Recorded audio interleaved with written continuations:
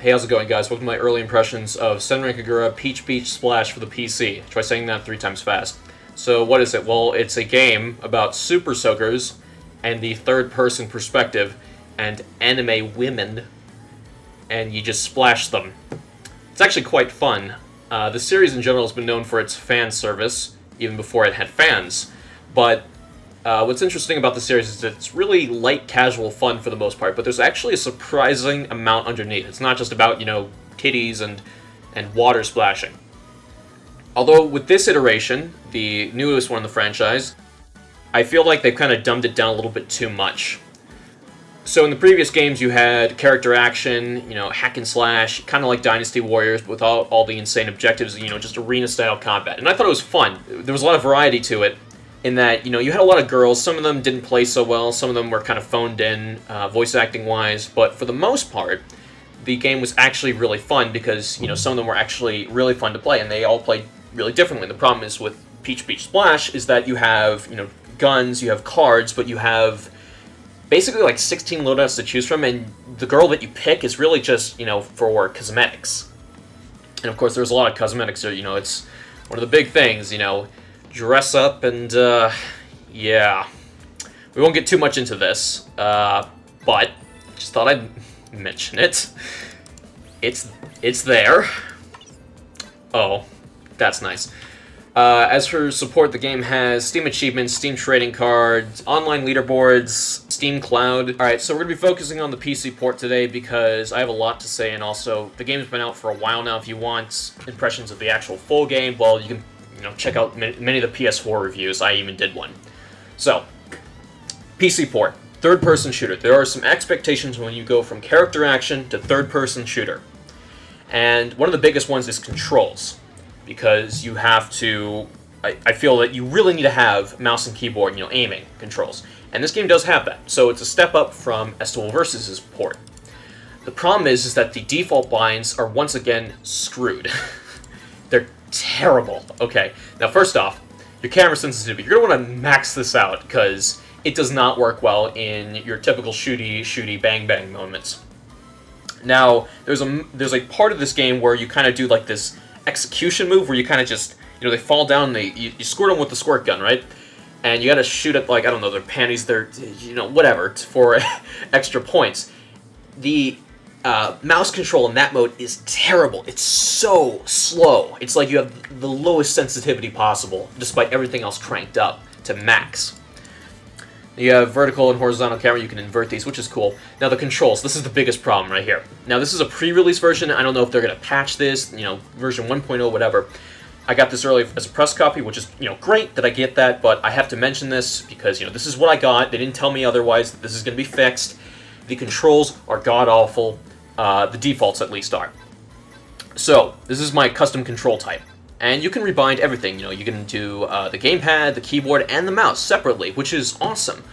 But, there is a bit of a problem with the defaults. Now, when you do the tutorial, when you thrust into this game, it's like, okay, you gotta watch a cutscene, which you think is unskippable, but really, you can actually skip through all the dialogue if you hit tab, which is great.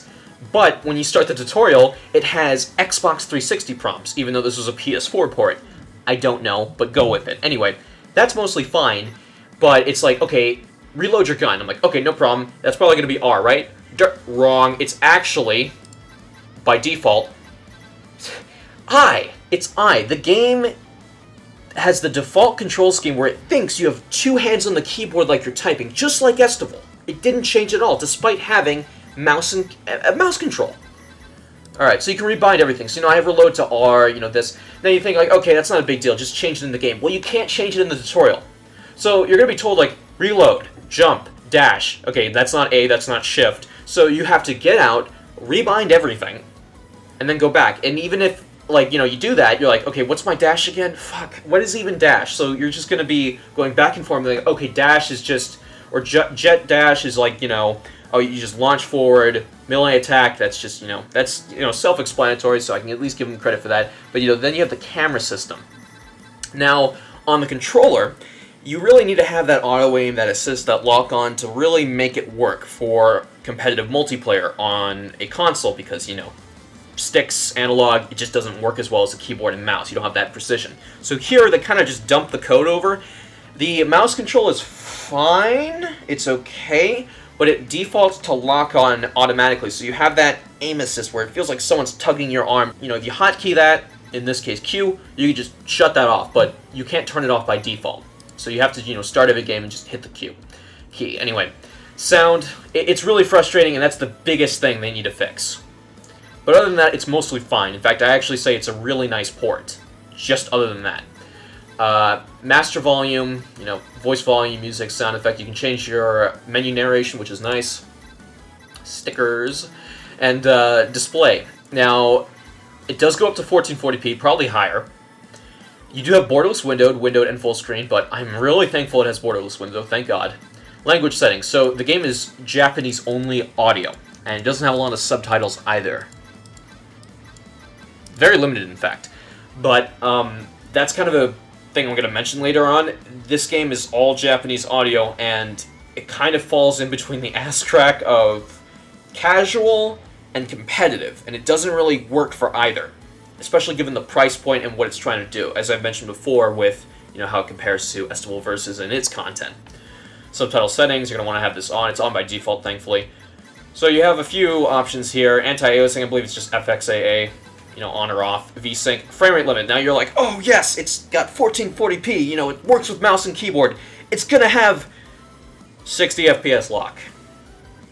Damn it. Could have been perfect. Yeah, 30 or 60. The PS4 version ran at 60 unlocked, but that was variable. Like, it almost never stayed at 60. It was always, you know, fluctuating. This game not only looks really nice, but it stays at 60, as it should. There's not a whole lot going on. If it can run really well on PS4, I don't see the difference. But it would have been really nice to play this at 144 Hz, because controls are fairly smooth for what they are. Multiplayer is not available yet. Again, it's very early copy. I'm worried about this version just not being able to really sustain multiplayer. Like, that's a big concern, because that's kind of like the drawing point of this game, is like, okay, you got this, you know, you got a dumbed-down system, but it's right for, you know, multiplayer and balancing and leaderboards and all this stuff, and you have a co-op survival mode, but the problem is that these games don't tend to last very long, like, in terms of their multiplayer. Like, they just kind of die off. PS4 is apparently already dead. So I'm hoping that with the currently apparently very good sales of this game, we can maybe get a sustainable multiplayer. Maybe the developers will update it when they introduce DLC, of which there will be plenty. Believe me, folks. Believe me, we'll have the best DLC. Alright, we're about 8 minutes in. Let's actually show some gameplay. Show off those sexy graphics, because that's what you are here for. Alright, we're going to play as second best girl. It's not Hokage, but, you know, we'll make it work. Loading times are not too bad. Loading levels, I mean, they're kind of eh. That one took a little bit too long. And in the campaign, it's a little bit better because they hide a lot of the loading screens behind the text, and even then, you can skip through it fairly quickly, and you can get into a game really quick. Alright, so welcome to the game. So I'm going to just hit Q to turn... Oh, wait a minute. Okay, there we go. This is a little bit better. So you have your reload function, which... Yeah, what does that look like? You're a little too fast there. Rip something off if you do it like that. So it's a team-based multiplayer game. You can have teams of 3 or 5, and of course you can do AI play, which is fairly fun. Of course you have stuff that, you know, pops up in, you know, the game, like in text, but you're kind of too busy jumping around and doing stuff to pay attention to that.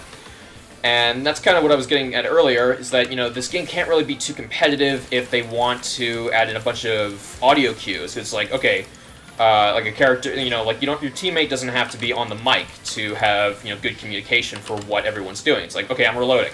Like a character can yell that out, or I'm reviving this character.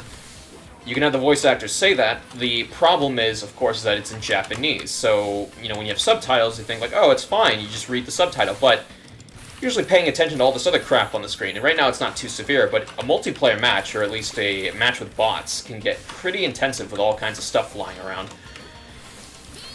So, yeah.